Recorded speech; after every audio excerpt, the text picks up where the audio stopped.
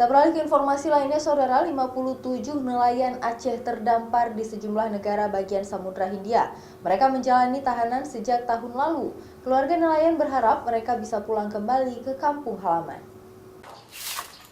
Munazir, satu dari 57 nelayan Aceh yang masih ditahan di luar negeri.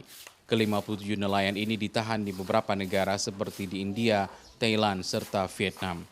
Munazir bersama dua rekannya ditahan sejak September tahun lalu. Munazir memasuki wilayah teritorial perairan India karena terdampar di bawah badai. Saat itu wilayah Aceh dilanda kabut asap sehingga mengganggu jarak pandang dan mengakibatkan nelayan itu kehilangan haluan arah untuk bisa kembali ke daratan Aceh. Munazir meninggalkan istri dan satu orang anak yang masih berumur 2 tahun. Anak Munazir kini sering sakit-sakitan lantaran rindu kepada sang ayah. Begitu juga dengan sang istri Nurlianti yang tinggal di rumah sewa di Kampung Jawa, Banda Aceh, tak berdaya dengan keadaan. Menjalani kehidupan sehari-hari, Nurlianti mengalami kesulitan perekonomian.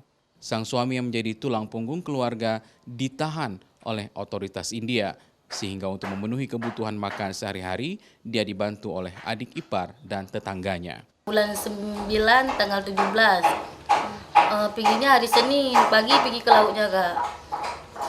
Itulah, sampai sekarang belum pulang ya. Gara-gara waktu kabut asap itu hilang dia Kak di laut. Enggak Kak, udah 5 bulan. Belum komunikasi apapun. Informasi penahanan Munazir diperoleh dari Panglima Laut Aceh. Sedikitnya 57 nelayan Aceh masih ditahan di sejumlah negara tetangga. Itu yang pertama karena kabut asap, sehingga mereka salah haluan menuju India, bukan ke Aceh.